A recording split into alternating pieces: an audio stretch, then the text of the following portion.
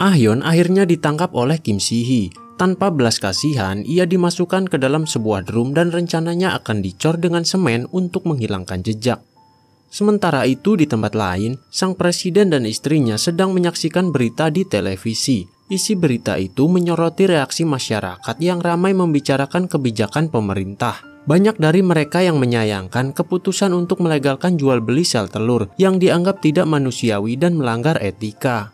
Presiden terlihat bingung. Ia tak habis pikir bagaimana Kim Si-hee tega menyerahkan anak kandungnya sendiri yang baru berusia 14 tahun untuk mengandung calon anak mereka. Sambil menatap layar televisi, sang istri menjawab dengan tenang. Ia mengatakan bahwa dirinya akan menemui anak itu terlebih dulu. Ia ingin memastikan semuanya sendiri, apakah anak itu memang rela atau justru dipaksa. Sementara itu, Ah-hyun baru kini dibawa oleh Seok-su dan yang lainnya, namun bukan untuk menyakitinya. Mereka meminta bantuannya untuk menyelamatkan kakak mereka yaitu Ah-hyun. Untungnya mereka datang tepat waktu sebelum Ah-hyun dieksekusi. Mereka lalu mengancam akan menyakiti Ah-hyun kecil jika para preman tidak segera melepaskan kakaknya. Demi ambisinya untuk mendapatkan sperma sang presiden, Kim Si-hee akhirnya melepaskan Ah-hyun dan menukarnya dengan Ah-hyun kecil. Ah-hyun mengalami luka-luka yang cukup parah, namun demi keamanan mereka tidak bisa membawanya ke rumah sakit. Sementara itu, Ah-hyun kecil dibawa pulang ke rumah dalam keadaan tertidur karena kelelahan. Lalu Kim Si-hee dan Jung Hyun kembali berdiskusi. Mereka sepakat bahwa Ah-hyun tidak boleh terluka sedikit pun. Kondisinya harus tetap prima, karena sebentar lagi mereka akan bertemu dengan istri presiden dan membicarakan rencana kehamilan Ah-hyun. Ternyata Ah-hyun hanya berpura-pura tertidur. Ia diam-diam mendengarkan semua rencana ibunya. Beruntung sebelumnya Juwon sempat memberinya nomor telepon yang bisa dihubungi kapanpun jika ia membutuhkan bantuan. Sementara itu kondisi Ah-hyun semakin memburuk. Ia sudah kehilangan banyak darah dan tubuhnya mulai melemah. Mereka tak punya banyak pilihan. Satu-satunya harapan adalah memanggil Dr. Park. Dokter yang dulu sering dipanggil oleh Paman Tae-sik. Namun masalahnya Dr. Park hanya akan datang jika ada uang. Selain itu juga akan berbahaya karena bisa saja Dr. Park membocorkan tempat persembunyian mereka.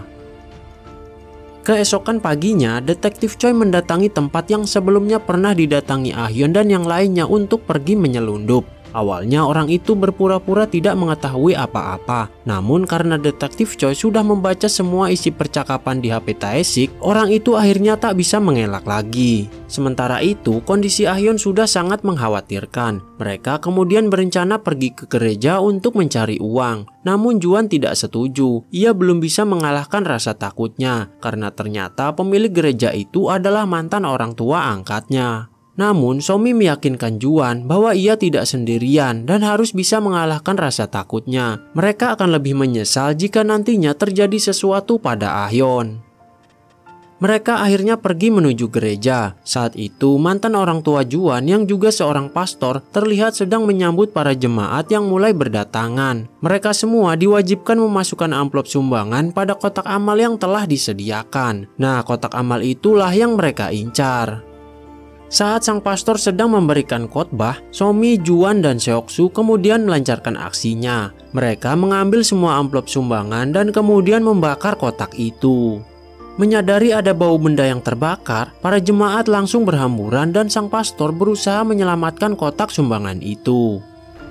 Sementara itu, Kim Si-hee membawa Ah-hyun kecil ke kediaman presiden dan mempertemukannya dengan ibu negara. Saat melihat Ah-hyun yang cantik dan sopan, hati sang ibu negara langsung tersentuh. Ia membayangkan jika dirinya adalah Kim Si-hee, ia tak akan sanggup merelakan Ah-hyun menjadi sekedar alat demi kepentingan bisnis. Sedangkan Ah-hyun dewasa kini sedang dirawat oleh Dr. Park berkat uang sumbangan yang sebelumnya berhasil mereka curi. Dokter itu berpesan agar mereka tetap memantau kondisinya, meski Ah-hyun sudah berhasil melewati masa kritis. Setelah mendapatkan sperma sang presiden, Kim Si-hee dan timnya segera menggabungkan dengan sel lain yang telah dipersiapkan. Sang presiden juga telah menepati janjinya untuk menghapus undang-undang yang selama ini menghambat langkah Kim Si-hee, yang tentu saja membuat masyarakat menjadi heboh dan mempertanyakan kebijakan yang tidak masuk akal tersebut.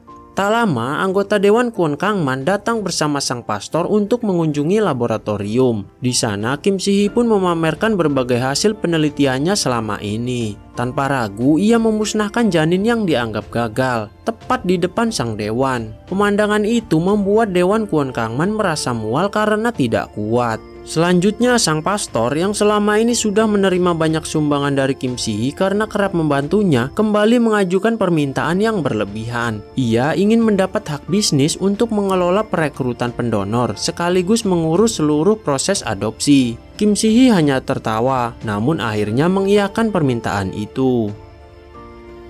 Akhirnya, Ah-hyun sadar dari pingsannya dan bertanya siapa yang telah merawatnya. Somi menjelaskan bahwa mereka memanggil Dr. Park dengan menggunakan uang hasil curian dari gereja milik ayah angkat Juan. Ah-hyun tentu saja merasa khawatir setelah mendengar hal itu. Meski tubuhnya masih terluka, pikirannya tetap tertuju pada keselamatan semua adiknya. Seok-soo kemudian memperlihatkan sesuatu. Ternyata detektif Choi telah mengirim pesan kepada mereka. Keesokan harinya, Seok-soo dan Ah-hyun kembali ke gereja. Mereka pura-pura memasukkan amplop sumbangan, padahal diam-diam sedang memasang kamera pengintai. Bersama dengan itu, mereka juga menyelipkan amplop bertuliskan nama Juan, serta brosur tentang jasa seorang dukun yang diklaim bisa menangkal nasib sial. Rencana itu berjalan dengan mulus. Begitu membaca isi amplop, sang pastor dan istrinya langsung dilanda kepanikan.